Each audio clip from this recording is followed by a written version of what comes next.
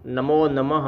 आज हम कक्षा 10वीं विषय संस्कृत पाठ पंचम के तृतीय भाग यानी इस पाठ के 2 भाग आगे हो गए हैं। उनके आगे वाला जो भाग तीसरा है उसका हम अध्ययन करेंगे या समझने का प्रयास करेंगे। समझने से पहले, अध्ययन करने से पहले हम शब्दार्थ को जानेंगे, याद करेंगे।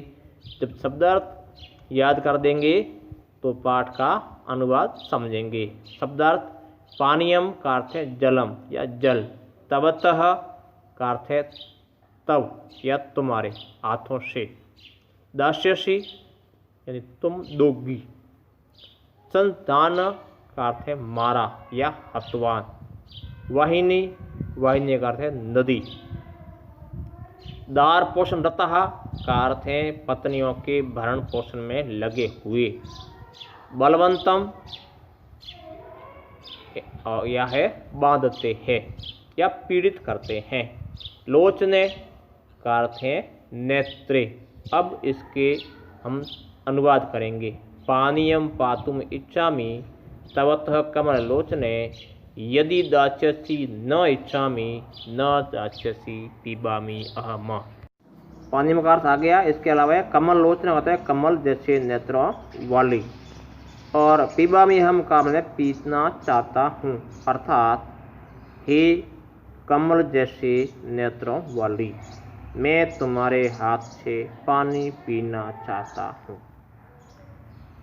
यदि दास्यसि न इच्छामि न दास्यसि पिबामि अहम, यदि आप दोगी तो नहीं चाहता हूँ, और नहीं दोगी तो भी मैं पीऊँगा। अर्थात यदि तुम दासी हो तो नहीं पीना चाहती हो, यदि दासी नहीं हो तो भी पी लेता हूँ। इसमें शब्द दास्यसि है, इसमें मूल शब्द आया हुआ है दास्यसि। इसके बारे में करना है। दास्यसि के 2 अर्थ हैं, एक तो है देना और एक दासी होती है। अर्थात दासी के 2 अर्थ हैं, एक तो देना और एक होती है दासी जो काम करती है, काम करने वाली, जो कोई काम करती है ना, आगे दासी कहते हैं उसको।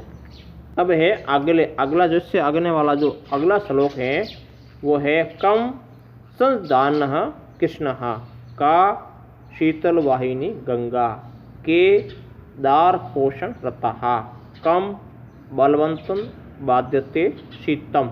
अर्थात यह भी एक। अब देखो इन पहेलियों का अनुवाद करेंगे।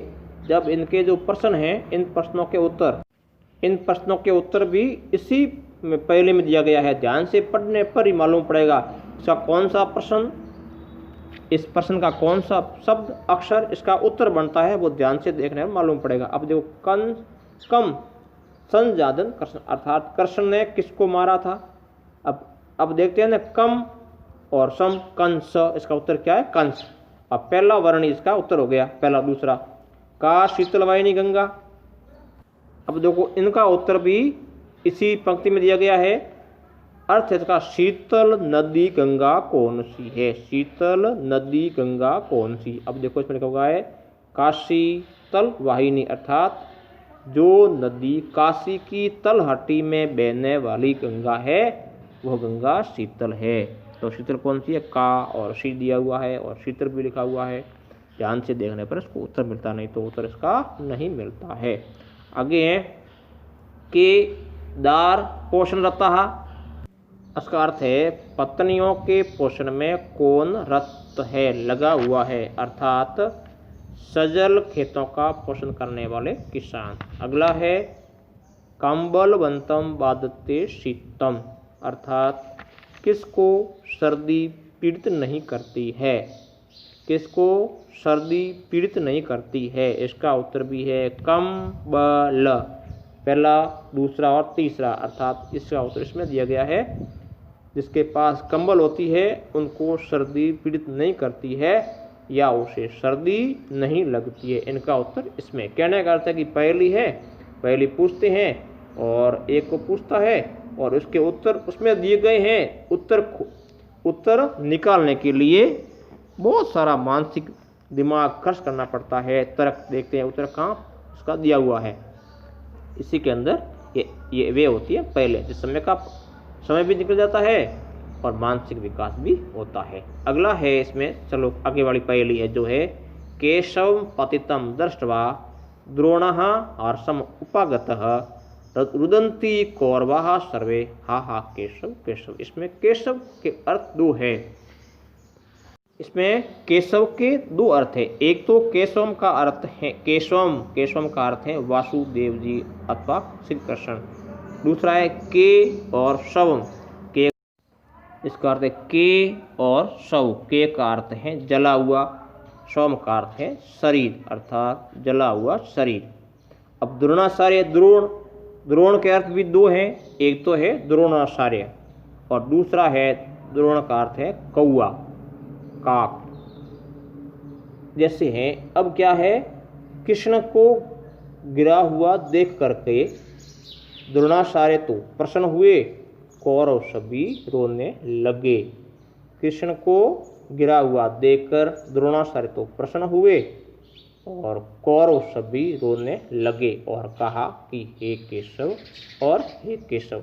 अब इसका अर्थ क्या है, जले हुए लाश को देख करके कौआ तो बड़ा प्रसन्न हुआ और सभी श्रृंगार रोने लगे क्योंकि लाश थी वो जल गई। इनके भी अर्थ क्या है, दो हैं। केशव के भी के और शव के अर्थ भी दो हैं। ये है उसकी पहली। अब केशव का अर्थ क्या होता है, एक का अर्थ कृष्ण है, दूसरा है जला हुआ शरीर।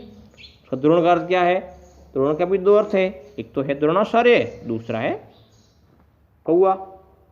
अब आते हैं इसी में पहेलियों में व्याकरणिक बिंदु कौन कौन से हैं। अब ये है पातों, इनमें पा धातु है और तुमन प्रत्यय है। दृष्टवा, दृष्ट धातु है और कत्वा प्रत्यय है।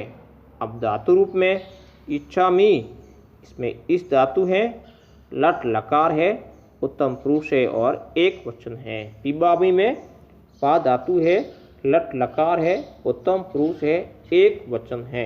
दास्यसी में दा धातु है, लट लकार है, मध्यम पुरुष है और एक वचन है।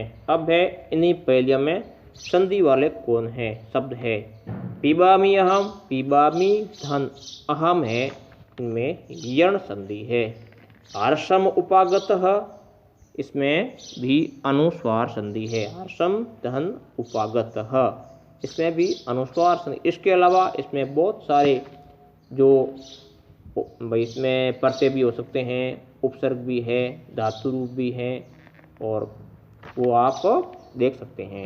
अब पहले को पढ़ने के बाद में अब इसमें है बोध प्रश्न। पहला प्रश्न है का शीतल वाहिनी गंगा। प्रश्न क्रमांक 2 है किम पातुम इच्छति। प्रश्न क्रमांक 3 है कम पतितम दृष्ट्वा द्रोणः हर्षम उपागतः। ये तो 3 प्रश्न हैं। इन 3 प्रश्नों के उत्तर भी इन्हीं पहेलियों में दिए गए हैं। अच्छी तरह से देखने पर इनके उत्तर आपको मिल जाएंगे। अगला है गृह कार्य कौन से प्रश्न करने हैं आपको। प्रश्न क्रमांक है केशव पदस्य अर्थ द्वयम लिखत, अर्थात केशव शब्द के 2 अर्थ लिखिए। प्रश्न क्रमांक 2 है कम बलवंतम न बाध्यते शीतम, अर्थात किसको सर्दी पीड़ित नहीं करती है, किस व्यक्ति को सर्दी पीड़ित नहीं करती है। प्रश्न क्रमांक 3 है कम सदानक कृष्ण, अर्थात कृष्ण ने किसको मारा। ये तीनों प्रश्न हैं। तीनों प्रश्नों के उत्तर इन्हीं पहेलियों में दिए गए हैं। ध्यानपूर्वक पढ़ने पर आपको उत्तर मिल जाएंगे। अब इसके उत्तर कोई भी वर्ण हो सकता है, प्रथम वर्ण, अंतिम वर्ण, मध्य के वर्ण मिला सकते हैं, पहला वर्ण या अंतिम वर्ण, कोई वर्ण मिल सकते हैं, लेकिन है इसका इन पहले के उत्तर इन्हीं पहेलियों में दिए गए हैं। अच्छी तरह से प्रश्न करने हैं और बाद में आप कॉपी जांच की जाएगी। अगर किसी को प्रश्न उत्तर नहीं आते हैं तो इसी फ़ोन नंबर पर दिए हुए आपस व्हाट्सएप से पूछ सकते हैं। धन्यवाद। कॉपी अच्छी तरह से रखना, साथ साथ में लिखावट भी साफ हो, अच्छी तरह से लिखें।